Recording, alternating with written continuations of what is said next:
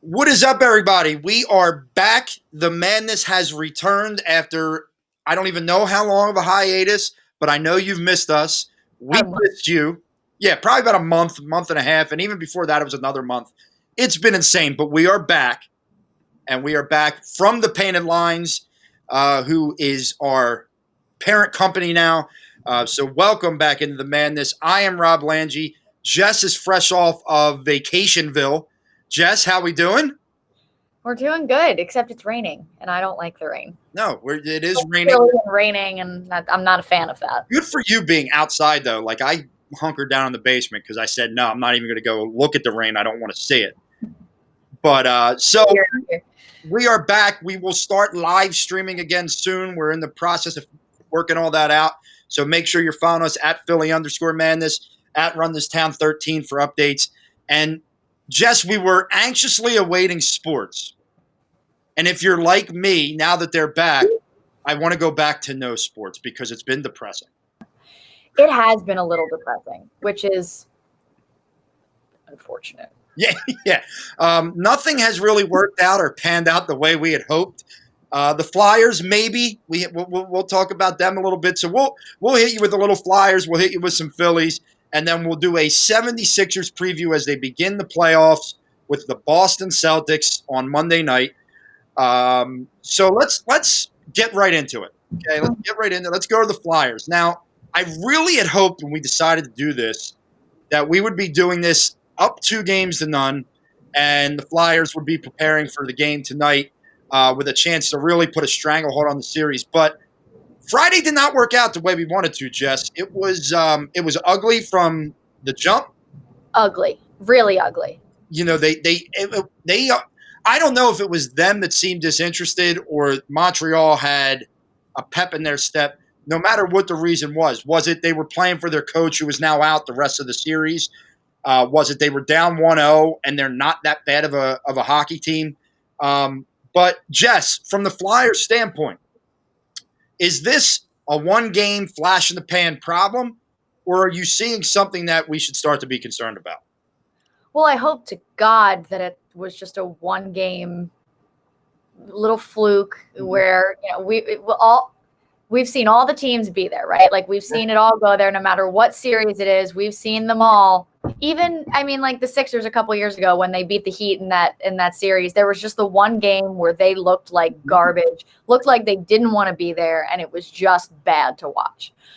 I'm hoping that that's what this is because it was a different team than we saw in the first 4 games in the bubble, and they did not look fast. They looked lazy, and quite frankly, they looked like they couldn't care less if they lost the game or not. And there was no help given to Carter Hart, which we saw a lot of help given to him in the first 4 games of the bubble. They only let up 1 goal in each of the games leading up to Friday since they had restarted.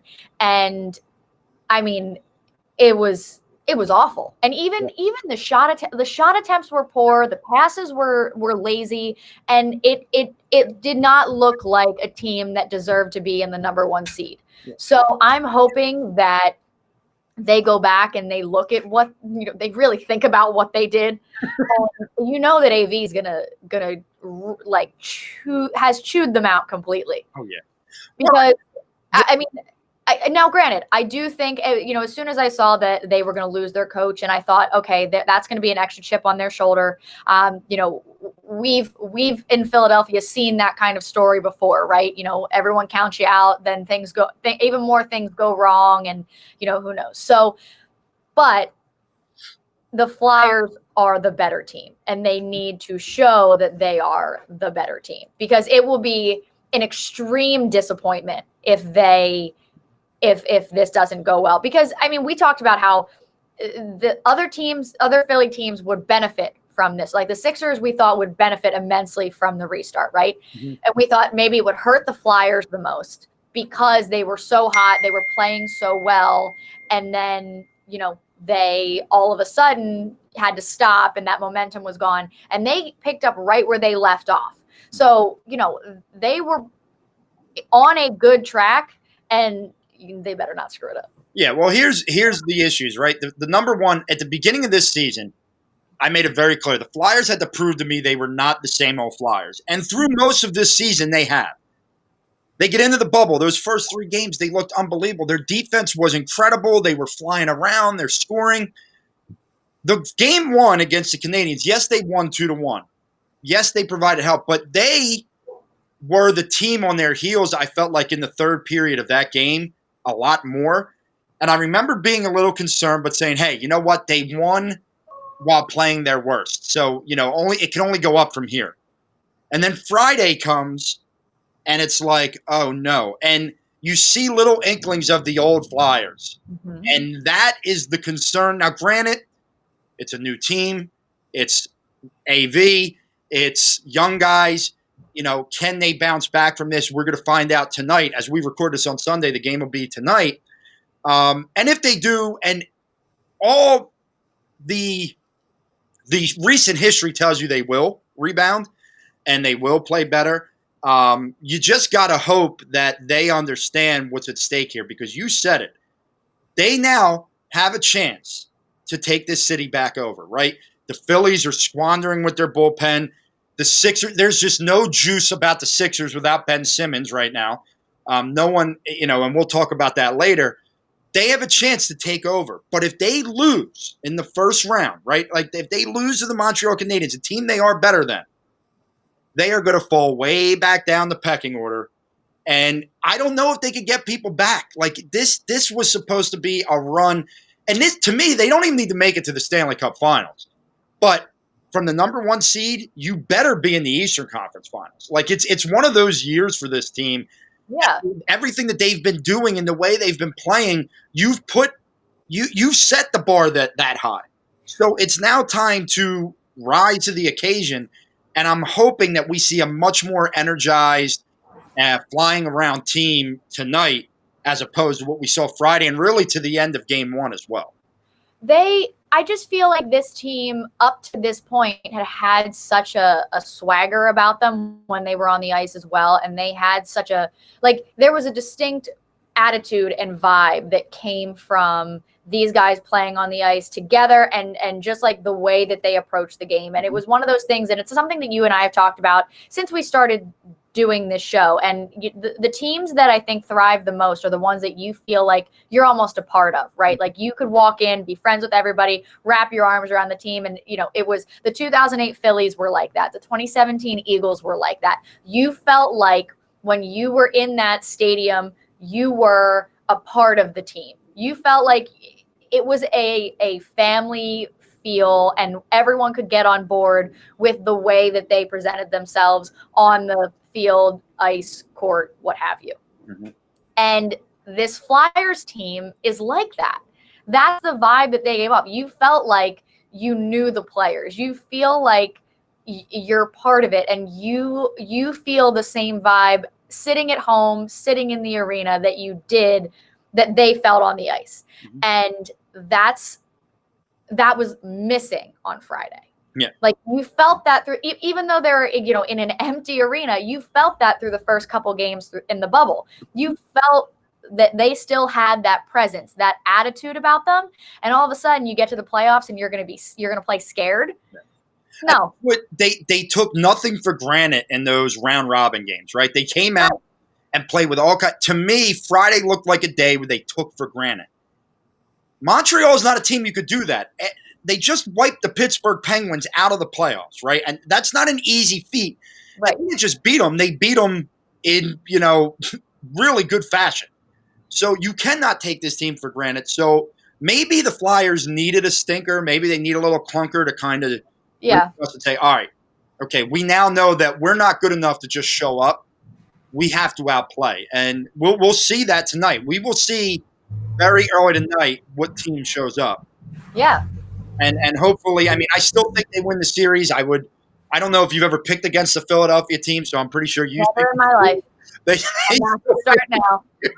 No bubble is going to change that. The eternal optimist, folks, one Jessica Town.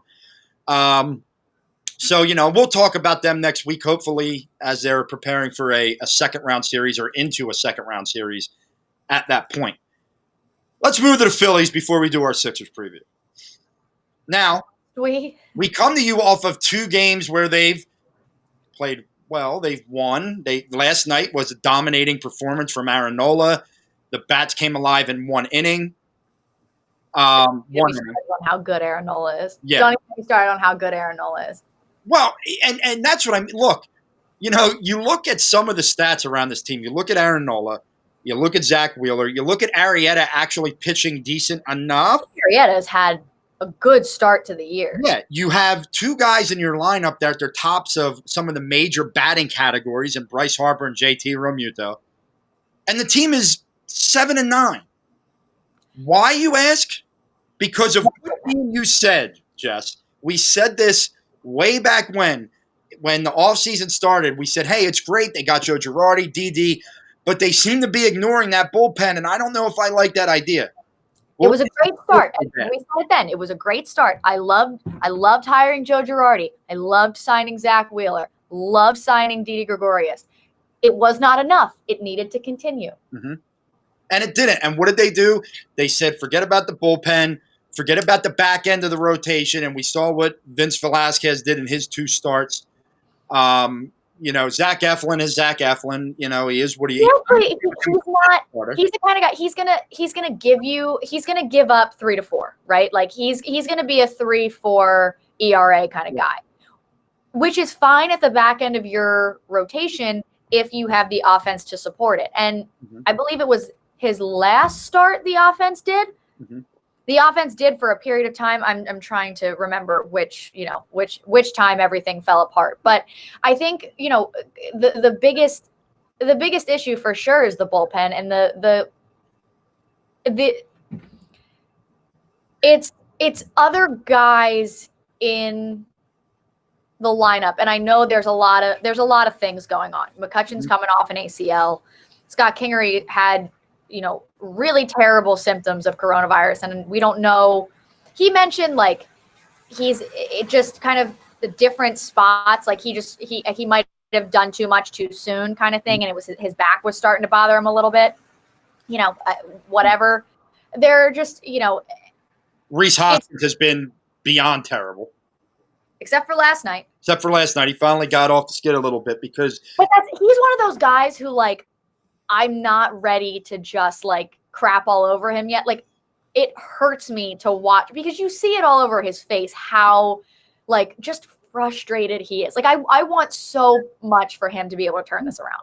Well, listen, the issues for this team over the past couple of years have been bullpen and hitting with runners in scoring position. They've been issues to a certain extent this year. The bullpen has been historically bad, and we could blame the guys in the bullpen, and we could blame Joe Girardi. Maybe he shouldn't pull this guy at that point. Maybe. This goes back to Matt Klentak and Andy McPhail proving once again how inept this organization can be and has been for years. I don't understand how you buy Bryce Harper, because that's what you did. You bought Bryce Harper. You trade for JT Realmuto. And then you act like that's it. We don't have to do anything else. No, you have to build a ball club around them. You have to sign JT Realmuto and stop being a stingy-ass bastard, okay? But it's just it's maddening. That's why you want to fire the bullpen into the sun every night. Every day. Fire Matt Klentak into the sun every night. Because they all go together.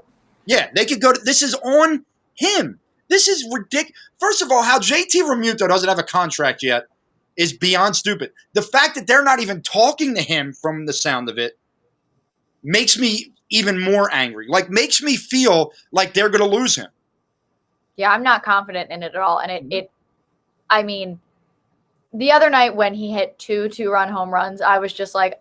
And Bryce gave him one of these in the sky when he did it. I can't deal with it. And going back to the bullpen. So let's rewind and the one time about them, Jess. What? There's a lot to be angry with about the Phillies. Okay, so the one time I 100% blame Joe Girardi was the second half of a doubleheader, and it was Aaron Nola. He had 2 hits. One was a home run through 6 innings. Yes. I forget where his pitch count was. It was higher than I actually thought it was. Maybe it wasn't in the 80s. It was 88 or something. I think he should have left him in for the 7th. Agreed. So if that was going to get ruined, he should do it himself and not let the bullpen screw, because it was one more inning. It was one more. Well, and that's where the Joe Girardi booklet of analytics comes into play, and that's where. And granted, look, Joe Girardi has. If it was Gabe, we wouldn't be talking about the bullpen. We would be talking about firing Gabe into the sun. And that's not the bullpen, Gabe. Joe has not been perfect. Okay, Joe made some mistakes. I will give him the fact that when he goes to that bullpen, when he has to go to that bullpen, where does he go? It's a crapshoot. They're out that constantly. I don't even know who they are. Like, I'm like, who the hell is this guy? Like, it's unbelievable. And then the guys you do know, who you do count on, and Hector Neris and Tommy Hunter and Adam Morgan, need to be better. Hector Neris. We were playing the Yankees, and they brought Hector in to get 4 outs instead of just 3. I knew he was going to get 3, and as soon as that next batter came up, I was like, we may or may not be screwed. And I was sitting in the Outer Banks watching it on my computer. I was like this. I'm telling you, they go to the bullpen, I think, well, this is getting blown. This game's getting Even when they put up 13 runs the other night, and the bullpen almost blew it in the last inning. And then, then the other night, Hector comes in, they're up 6-5. I never thought he was getting out of that, and he doesn't. He has to be saved by Bryce Harper and Roman Quinn's unbelievable slide at the plate. Which, by the way, Roman Quinn, I'm done with that experiment. He probably should learn how to track a fly ball, though. That one play the other night where he ran in, the ball fell 50 feet behind him, that's bad. That's just a bad luck. Yeah. I mean, it's a shame that Adam Hazley got hurt, because I would much rather play Adam Hazley in center field. Yes. 100%. I'm pretty done with the Roman Quinn experiment at this point. Uh-huh. I think you need to make a decision there. And I also don't understand why, like, Adam Hazley was before he got hurt, he was playing so well, and Joe Girardi insisted on playing Roman Quinn instead of Adam Hazley, and he was batting really well too. Like, he was having a really good couple games, and instead of letting that hot streak ride, he let Roman Quinn play. Yeah, I mean, look, now Adam Hazley's hurt, so I look at the Phillies, and once they extended the playoffs, I thought, all right, they should get in. That's how I felt about the Phillies going into the right now. You can't expect anything from this team with the awful bullpen, and with outside of Realmuto and Harper and Gregorius, the lineup has just been too flaky. And you have to hope that that the guys like Reese and McCutcheon come out of it. The bomb stays hot, or Bone stays hot. He had a couple really nice at-bats there in his first couple games. I don't know. I have no confidence that I can expect a playoff run from this team. I will say I am glad, though, because remember when Adam Hazley first came up and he was hitting really well, and then John Malley got his hands on him and it totally screwed him for a little bit. Yeah. And the same with Scott Kingery. Mm-hmm. I am so glad that he's not here to mess with whatever Alec Boehm's doing, because I love the way he swings a bat. I love the way his approach at the plate is excellent. I think he plays fine at third base from a defensive perspective. I think that's good. Enormous. That's I just.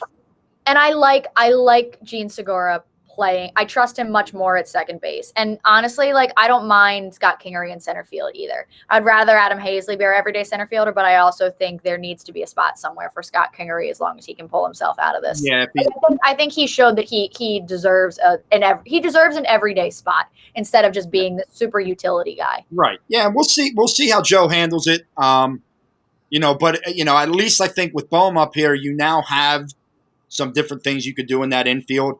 If you got to give Rhys Hoskins a day off, it sounds like Boehm can go over there and play first base for a day if Rhys needs to, right himself a little bit. But we'll see. I mean, I love what I'm seeing from Bryce Harper. I love what JT Realmuto is bringing to the table. I just want to see, I want to be more excited to watch the Phillies on a nightly basis. I'll be honest. I want to be more excited. Can we talk about how good Aaron Nola is just for a second? Yeah. I mean, look. It's funny because his first start wasn't great, right? And everybody's like, oh, no, is he – and then he's like, no, guys, I'm okay. And how he's pitched since then has been tremendous.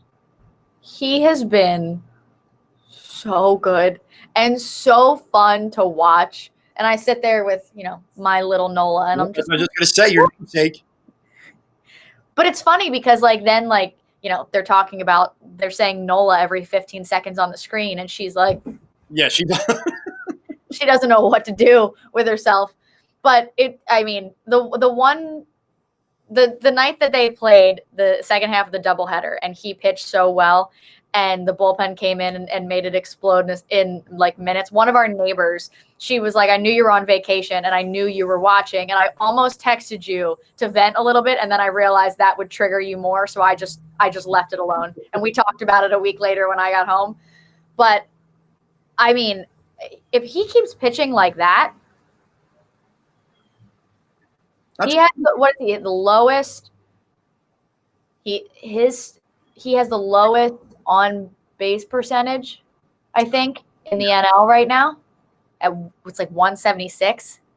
Right, and that's what I mean. Like they have with Nola pitching like that and Wheeler pitching, they have pieces where they should be able to make a run. But if you have a bullpen that's historically bad, none of it matters. Right. Because these guys can't go 9 innings every night. They can't go 9 innings every night, and they're not going to. So, I mean, we'll have to see how this thing continues to play out. They're 7-9 now after these last 2 wins? Yes, they're 7-9. They've won their first series of the year, so maybe they could get a little momentum playing in there. Joe Girardi seems to think, and it is true, they haven't had to travel as a team because they've been home for almost everything. Yeah. So maybe that helps them. Sometimes getting away from this area will actually benefit them. So we'll see how that works out. His ERA is 2.05 right now. Yeah. Yeah. Oh, God. I mean, he's been. He's pitched 4 games. But the last 3 have been incredible. Yeah. The only reason that this is as high as it is because of that first game. The first game that didn't go well. No. So we'll see. We'll continue talking about the Phillies as we go along here. Now it's time to get into the team that, Jess, I really wanted to be so much more excited about right now. I'm so excited. Jess, I wish I could see your enthusiasm. I wish I could feel it. This is where I wish we weren't quarantined so we could be in the same room so you could pass that enthusiasm on to me. It's just not the same through a computer. Listen, I said at the beginning of the year, okay, I have a tweet that keeps coming back up because apparently, so one of Joe's really good friends, born and raised in Philadelphia, somehow this idiot's a Boston fan. I'll never know. Patriots, Red Sox, and friggin' Celtics. I don't get it. I don't understand it. I never will. Bandwagon jumper. Whatever. So he actually texted Joe the other day and was like, does Jess know she's getting absolutely dragged on Boston Twitter right now? And Joe was like, probably, and she probably doesn't care because I'm just living rent free right now. And I have my Twitter set, so I don't even see half the stuff that comes up anymore. Because Boston fans are annoying, Jazz fans are annoying, the typical stuff. Yeah. But it was breaking down all the salaries at the beginning of the year. I still hold firm that Gordon Hayward is an overplayed role player. Jason Tatum is softer than soft serve ice cream. Who even else plays for them? Who the heck is Daniel Tice? I mean, who is that guy? Kemba, I have nothing against Kemba, but now you're in a Celtics uniform, so I can't bang with you like that anymore. And then I still think Josh Richardson is sneaky really good. And I still think when he has his days, I mean, that bucket looks like a hula hoop to him sometimes, and everything goes in. The problem is, this is my issue with Josh Richardson is those days have been few and far between. Yes, much more than I was hoping. And here's the other thing. You brought up Josh Richardson because he's really if there's one guy that's really disappointed me, it's Josh Richardson. And it's because I was told he was a defensive shutdown guy, and he has been pathetic. So I'm getting a little drink given to me as I haven't eaten yet today, and I needed a little bit of something to keep us going here. Oh, yes, of course. Is there vodka in that? I wish there was vodka in that. A little early. But Josh Richardson's defense has been awful on guards. If I had to see TJ McConnell run around him and Shake Milton one more time in that first game in the bubble, I was going to throw up. First game was not good. Oh, Like seriously, I went from being In so. what world does TJ Warren drop 53 like that? I know, but It was like 4 hula hoops. I went from being so excited getting basketball back to literally, as that game ended, I leaned over to Alyssa and I went, I don't want sports on anymore. I've enjoyed the last 5 months of not being pissed off by watching television, and now this is going to happen on night one. Night one, they didn't give me a night to enjoy. No, but it's fine. But my point is, Yeah. So I still think Jay Rich is sneaky good and can surprise anybody. I think Al Horford was hurt. He looks great right now. And hurt, but is not the kind of person that will ever use that as an excuse. Mhm. Like, I think he's that kind of like old school player that he's not gonna like, he's hurt. He's not going to be like, well, my knee, that's not him. Mhm. I also still think he's one of the smartest players in the NBA. And I think that in a series with the Boston Celtics, where you already know that Brett Brown's going to get out coached, I think if the Sixers are to have any sort of success, it's going to be because of Al Horford. And I don't mean on the floor, I mean off the floor as well. Because here's the thing, the only player that they have that can do anything to frustrate Joel Embiid maybe is Enes Kanter. Okay? And and he's still your backup center. So Daniel Tice can't hold Joel Embiid jockstrap, and we know that, right? Joel can do anything he wants on that floor. So if he plays like that and does not play for the whistle, he can have a dominant series and be fine. I also think, Shake Milton made Paul George, who is like a perennial Defensive Player of the Year candidate, it made him scream for help on the floor in a game that didn't have Joel Embiid and didn't have Ben Simmons. So, Shake Milton can every now and then give you a little something. I still think Matisse Thybulle is could be one of the best defensive players in the NBA. Does it suck that we don't have Ben Simmons right now? Absolutely. And then Tobias Harris. Tobias has also been really good in the bubble. Alec Burks needs to play 30-plus minutes. If they handle this right, I still think they can beat anybody. And that's the big ask. Because, Brett has not handled things right, not necessarily in the bubble, just in general. Brett's not been great. Here's where I've come to with Brett, and I made this comment, and someone said to me, it's got to kill you to say what you're saying right now, and it does. But I will always admit to things, right? Like, we know I love Brett Brown. I'll always admit to things. Brett is a good coach of guys that aren't there yet. But when it comes to coaching stars, he struggles, it seems, from what we've seen. And I would say that by the game they played against Portland where no one played, or Phoenix where no one played, they played so hard because it was all these young guys, and Brett knows how to do that with those. Now, you talked about all the positives, and I do agree with you. My point is in reference to my tweet before the season started. Yeah. I still believe everything I said. Yes. Things have not gone according to plan, but I still stand by everything I said there. That's my point. As you should. So here's some of the things that concern me. Like, number one, I know that you don't like Jason Tatum. I know Jaylen Brown and Kemba Walker. But when you have those – I don't have a problem with Jaylen Brown. I just hate that he's in a Celtics uniform. Jason Tatum really pisses me off, and I would like to just kick him in the shins a couple times or something. Really frustrate him. When you have those three guys on your perimeter and there's no Ben Simmons and you have your Matisse Thybulle, I am – like, as much as Embiid has the advantage over any of their centers, their wing players and point guard have the advantage over the Sixers as far as who's going to stop them. Because to me is the X factor. So a guy like Matisse Thybulle has got to be an X factor from a defensive standpoint. Yeah. Josh Richardson has to find whatever that defensive thing was that people told us about. Mm-hmm. Shake Milton is not the greatest defender in the world. Alec Burks is not a good defender, but we know what he can do on the other side of the ball. Yes. So they have to come up with a way to – you're not going to stop these guys, but you got to contain at least one or two of them so that it's more so like it evens out the Embiid versus Kemba or Embiid versus Brown as far as dominating.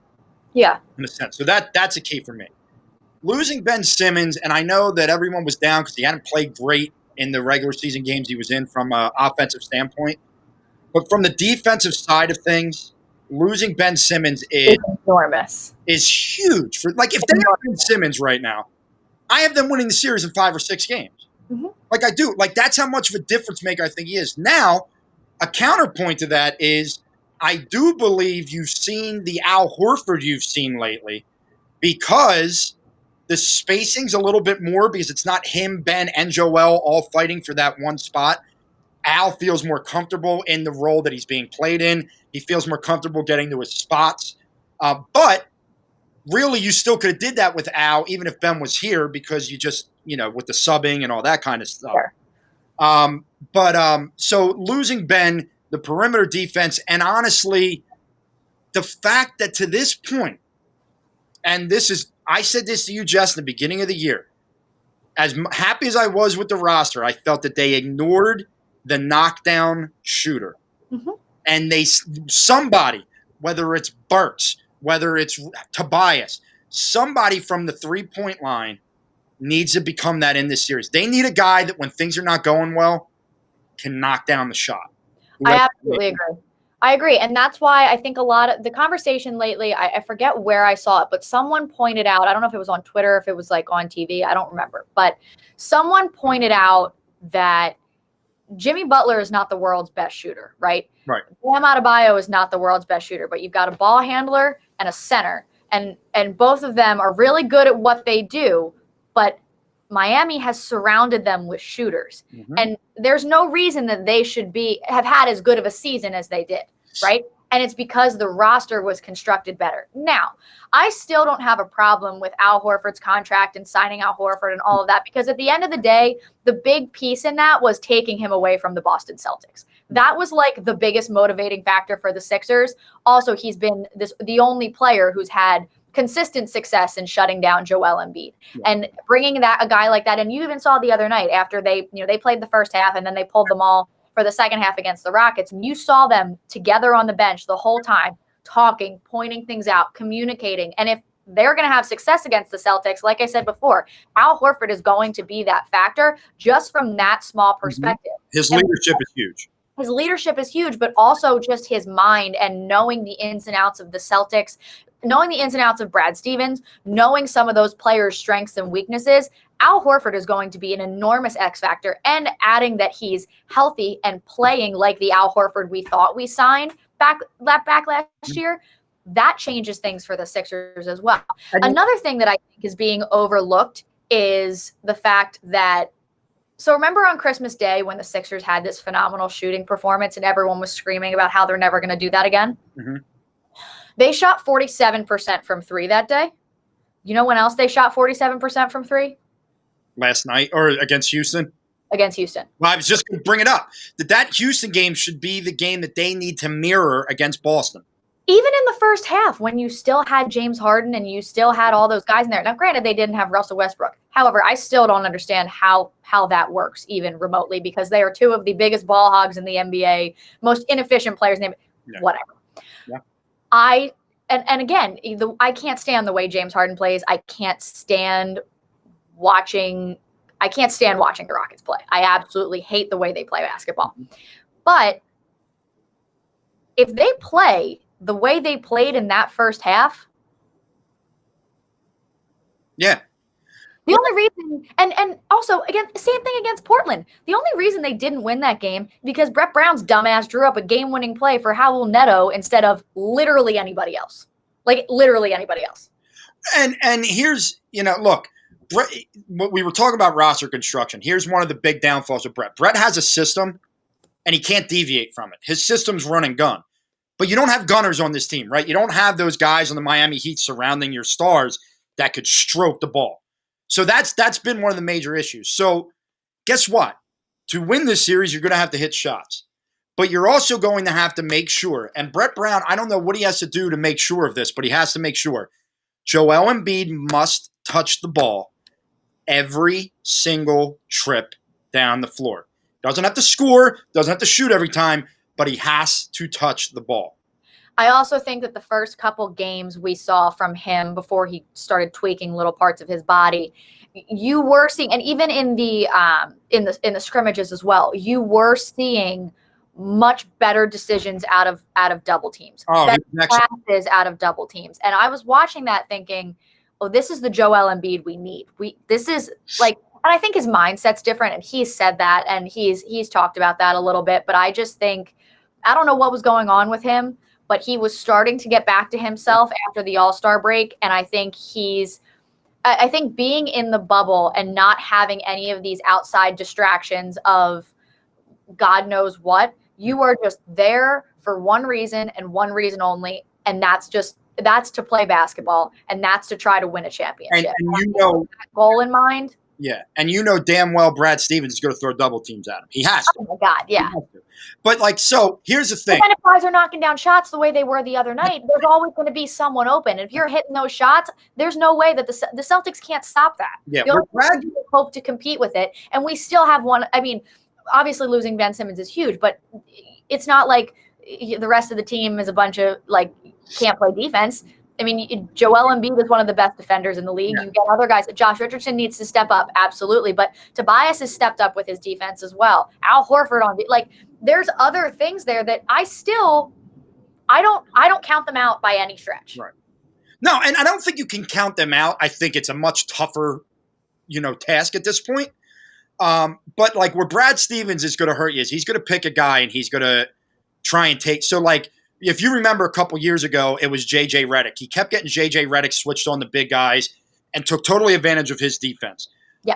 I think Shake Milton's a guy he's going to key in on, all right, we got to take advantage of this guy's weakness.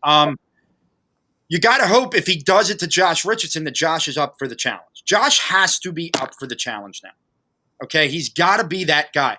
To me, yeah, obviously Joel Embiid is a huge piece. But the Josh Richardson, Matisse Thybulle X factor to me is how you win this series. If they can defend and we can on offense, hit a few shots here, but really work the ball in the post, work that high-low a little bit with Joel and Al, I think you could be successful. But to me, it's going to be the defensive end. And I'll be honest, I don't have a lot of confidence in that end right now because it just has not been good. It wasn't good prior to the restart or the shutdown. And it hasn't really been great in the bubble either for the most part. I mean, you just see some of these guys just go friggin' off on them every time they come out. Sure. I don't know. I'm still excited. I'm still excited for playoff basketball. Obviously, I'm heartbroken and pretty bummed about the fact that Ben Simmons got hurt and is not there and is not able to so upset help try to get it's gut wrenching. But at the end of the day, I'm a firm believer in I want to go through Boston to get there. If we don't have to go through Boston, I don't want it. Well, and that led me. I'm so like that, and I hate myself for it because I think it's such a sadistic way to think. Yeah, and that lends me to this. And I'm going to pose it to you. Now, I have come around to say that I believe, barring a finals run, Brett Brown is gone at the end of the season. I think Brett Brown's gone no matter what. Well, if they go to the NBA Finals, he won't be. They will not release him if they go to the NBA Finals. If they go and they lose, I still think they will. Nah, not at this point, and this is why. They play Boston this round. They are a heavy underdog by many. Not necessarily us, but by many. By all of the points. Winning this series, in my opinion, would be a huge, huge thing for this team's confidence. Because they are being told by everyone that they can't. Right? They can't do it. Hungry dogs run faster. I'm very curious if they were to find a way to win this series, how things would play into the second round. And, look, I think Brett is going to go no matter what, because I think what they're going to try is they have to figure out, is it the coach or is it the players?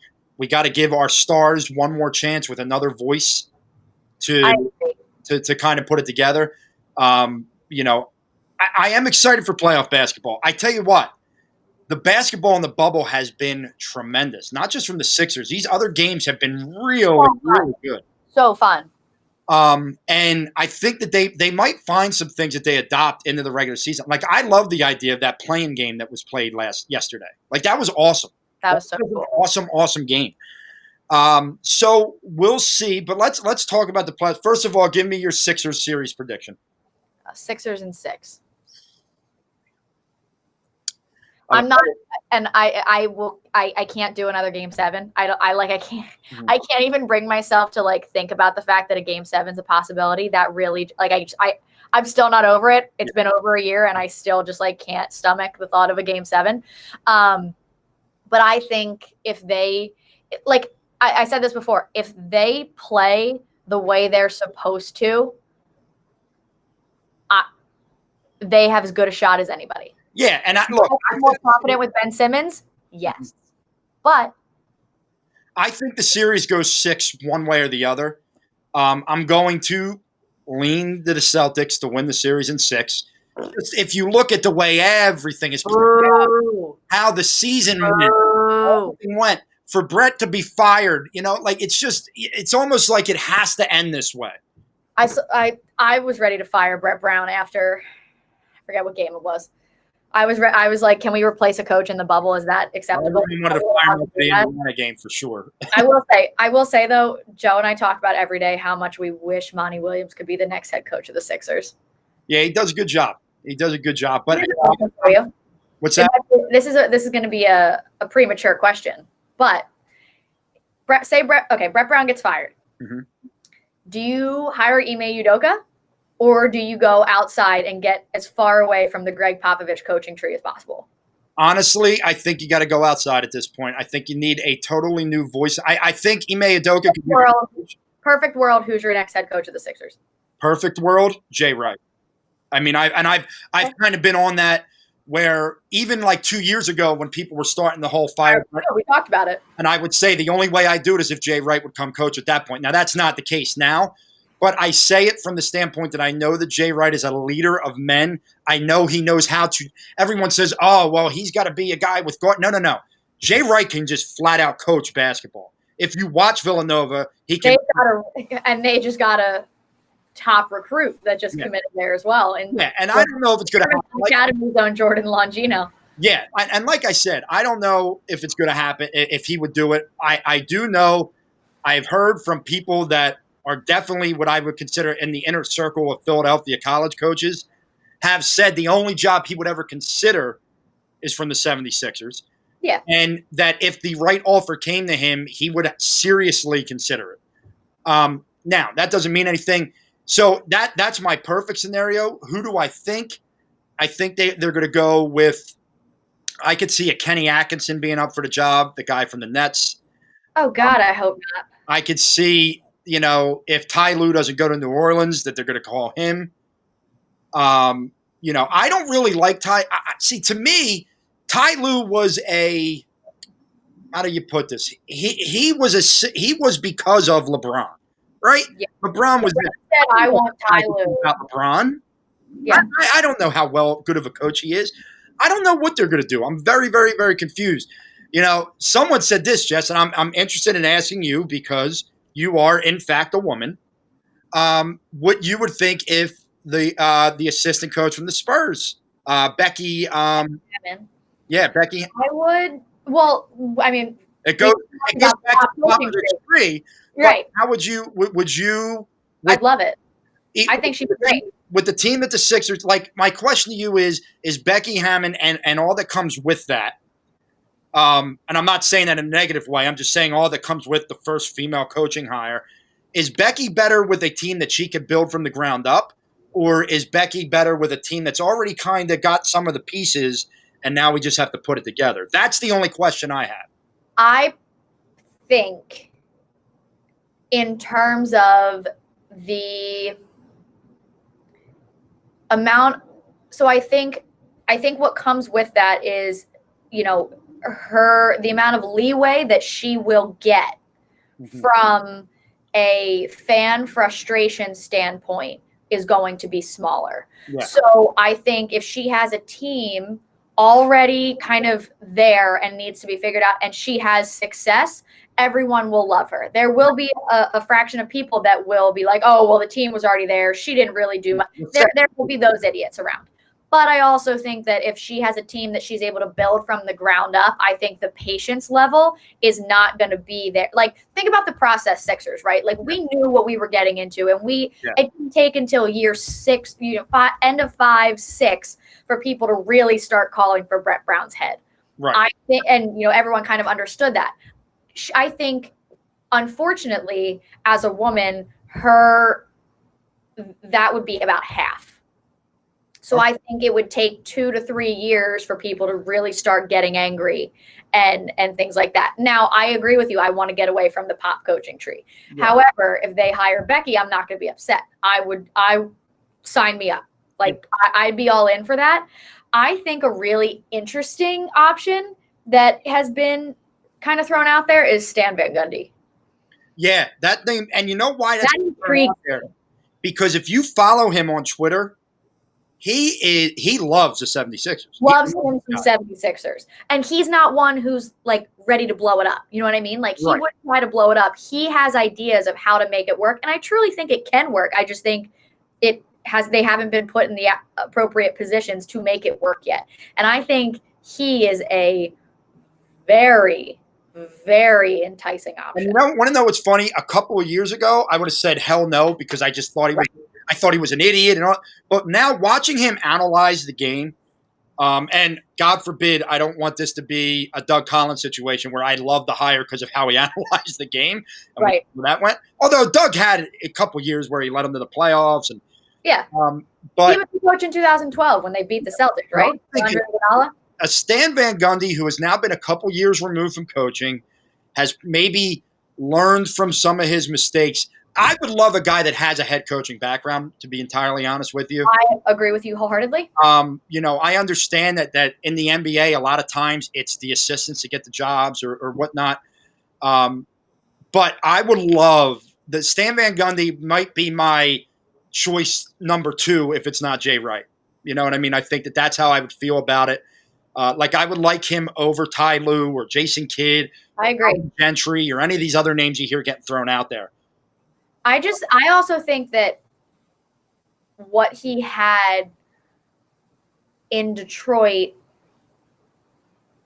like, the Sixers are like, they are the like off-brand version of this Philadelphia 76ers team, right? Like, you know, it's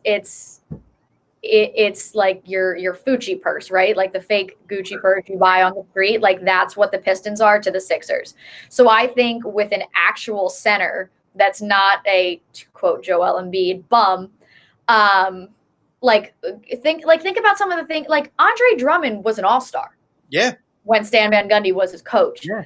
Take a guy with Joel Embiid's talent. Yeah. And you know, the other thing about Stan Van Gundy, it's non-sports related, but love his stance on equality and love how vocal he has been on equality. He's great. I think he's totally in for that as well, because he would almost be like, you know where Popovich and Steve Kerr are. He could be right up there with that fight. And I'm all for that in this city. I'm all for that in this city. I think this city needs it. Yeah. So Jess, with the playoffs beginning on Monday, give me your finals prediction. I don't even know why I asked. Why do you ask? Who's playing? Who's winning?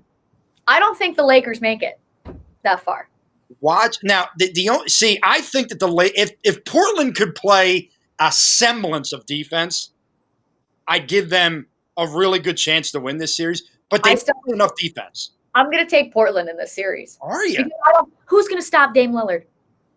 You talk about defense, but let's talk about the Lakers' defense. Who the heck is going to stop Damian Lillard? He's too crafty and fast for or AD to try to stop him. And look, I mean, AD is their best defender. Mm-hmm. I'm going to bet the over in every game. I can tell you that.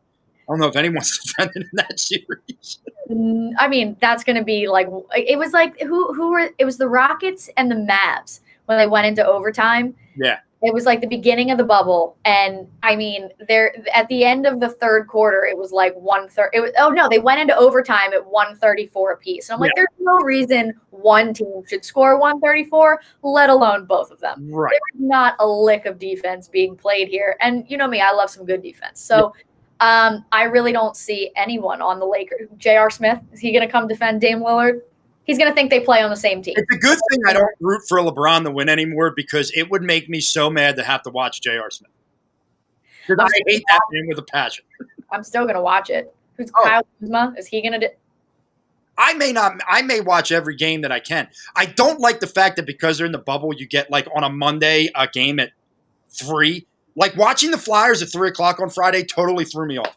I was so thrown off by that. Throw off my day. Yeah. I was like in the middle of working, and then I was like, I can't do this anymore. This is a lot. Yeah. I do like the days though where it's like the Sixers play at 4, the Phillies play at 6, and the Flyers play at 8. I'm like, wow, this is a great day. Usually they all disappoint me, but Yes. it's still nice to be able. It's like Philly sports all at once. It's overload, and I love it. Very yes. I honestly like. I bet anything on the Blazers right now. I think the Blazers can take anybody. And I think the way that they're playing right now with the kind of chips they have on their shoulder, and Dame is just playing out of his mind. Think about when we were watching that Nets game on Friday. Mm-hmm. Dame pulled up from half court, and that went in, and every single person with a Nets logo somewhere on them went, uh-oh.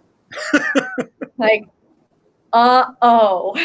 And I think especially after the thing with the Clippers, he's on another level right now. Like, he is going to play out of his mind. The only team that I would maybe think could be is the Clippers. Yep. Because I'm never going to, like, I've learned my lesson against Kawhi Leonard. Well, how do you bet against a team that brings off a 20-plus point scorer off their bench and Lou Williams? Like, that team just comes at you. Well. What's that? They're constructed well. Yeah, they well-constructed roster. Just keep coming at you. They go to the bench, and that guy's just as good, and you're like, Jesus. Like, what are you going to do against that team? And Shake Milton still almost single-handedly took them down. And hasn't played well since. No, I'm just kidding.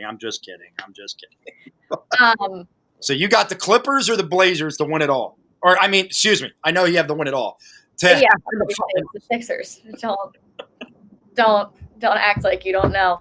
No, but if the Sixers don't go, I would like. I'd want the Bucks to go. Yeah. I think I would like if the Sixers can't go, I would prefer it to be the Bucks out of anybody else. Who in the West do you think the Blazers are going to go, or are you going Clippers?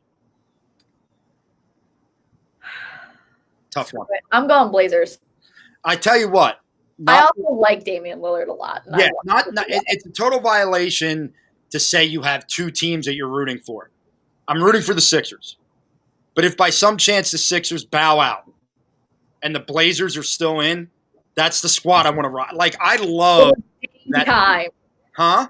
It is Dame time up in this house. I love that TJ McCollum is basically playing with a broken vertebrae. It's unreal. Yeah, the fact that Carmelo Anthony has found this resurgence. I like the Blazers team a lot. I really do. I hope that. Hold firm though. I saw your tweet about Sixers not wanting Melo. I still don't want Melo because I hold firm that there's no shot he'd be doing this in a Sixers jersey.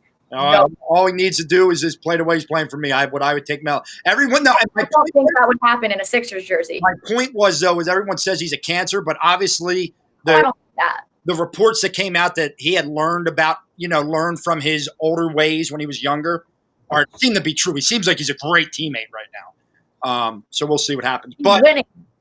All right, so you have the Sixers. You have the Sixers beating the Blazers in the finals. Yes. My God. Okay. I don't. I'm not going that route. Listen, I think this Bucks team, they once again, good constructed roster. And when you have Giannis, you have a chance. I think that last year for Toronto, even though Kawhi was the biggest part of that, the guys on that team learned how to win. And you've seen that throughout the year.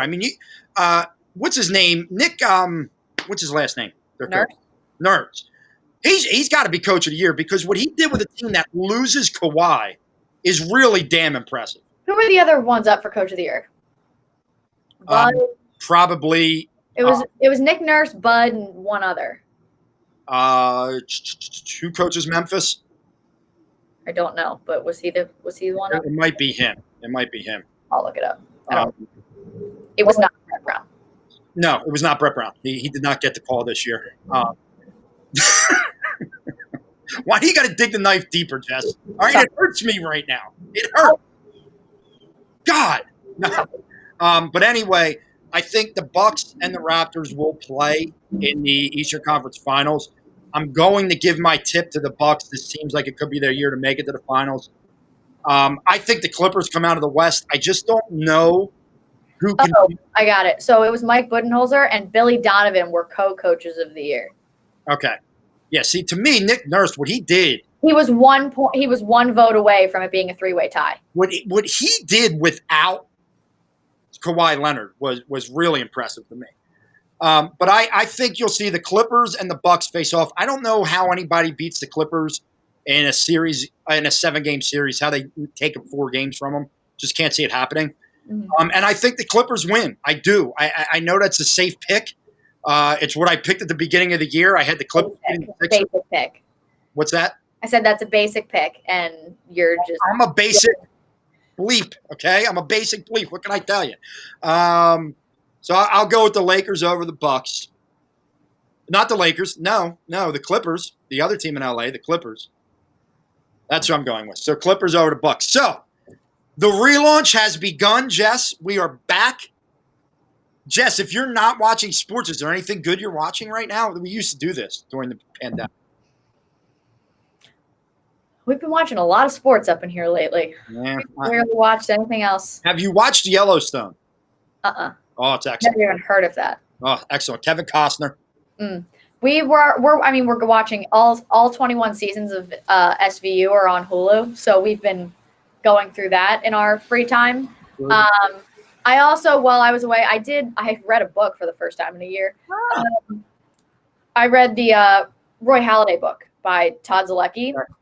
Very good. Highly recommend. It was so good. I mean, I cried multiple times, but I think that's just me being a Philly sports junkie. Yeah. And when they're talking about the perfect game, I cried.